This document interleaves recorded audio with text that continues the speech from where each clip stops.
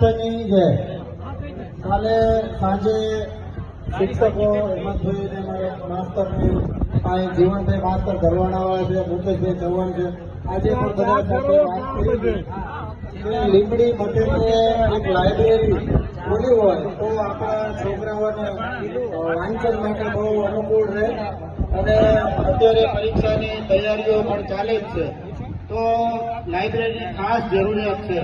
તો બધા શિક્ષકોએ સપોર્ટ પણ કર્યો છે કે ભાઈ આ ખરેખર જરૂરિયાત છે. બીજી વાત એવી હતી કે શિક્ષકોએ એવું પણ કીધું છે કે જ્યારે પણ જરૂર હોય ટ્યુશન, અત્યારે આપણા છોકરાઓ જતા નથી તો અમે એના ટ્યુશન ક્લાસ કરીશું, છોકરાઓને ફ્રી ભણતર ભણાવીશું. જે શિક્ષકો છે કોઈ 2 કલાક 4 કલાક એવી રીતે, તો આપણા છોકરાને શિક્ષણ પણ પૂરું મળી રહે. સ્કૂલથી આવ્યા પછી શિક્ષણ પણ એમને મળી રહે. જે ઘણા સમય પહેલા સૌગુણ સાથી પરિવાર બાપુએ જ જણાવેલું કે ભાઈ આપણે ગામોગામ ફ્રી શિક્ષણ ચલાવવું જોઈએ, અને આપણે એ વખતે કરેલું. અત્યારે લીંબડીમાં શિક્ષકો અને બધા એવું કહે છે કે લાઇબ્રેરી અને લાઇબ્રેરીની અંદર આપણે એક ફ્રી શિક્ષણ, શિક્ષકો બધા આવી અને બધા આપણા જે છોકરાઓ છે એને શિક્ષણ આપે. તો આવી એક બધાએ રજૂ કરી છે, અને એમાં હું મારું મંતવ્ય રજૂ કરું છું કે જો લાઇબ્રેરી કરવાની થાય તો જ્યારે આપણે ચોઈસ એજ્યુકેશન કરવાનું કીધું હતું ત્યારે બાપુ દ્વારા આપણે ચોઈસ એજ્યુકેશનમાં મેં એવું કીધું હતું કે ભાઈ 1,11,000 માતાજી ભરોસે હું આમાં આપીશ, એવી મેં વાત કરેલી.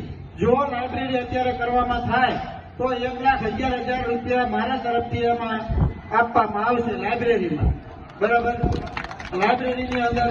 અને અત્યારે ટ્યુશન ક્લાસ ચાલુ તાત્કાલિક કરવા માટે જીવણભાઈ ભલગામડાવાળા જે છે માસ્ટર, એમની મોટી દુકાન છે જ્યાં હોમ કોમ્પ્યુટર ચાલુ હતું.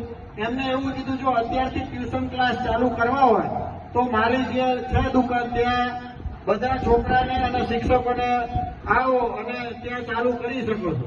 તો આ એક એમનો પણ ખૂબ સુંદર વિચાર છે, અને એ પણ સેવા કરવા તૈયાર છે.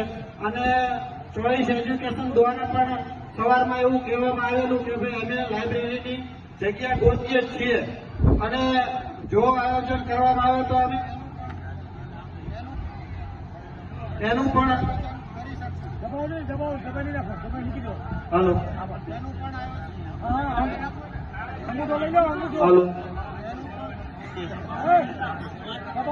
હાલો એનું પણ અમે આયોજન કરી શકશું.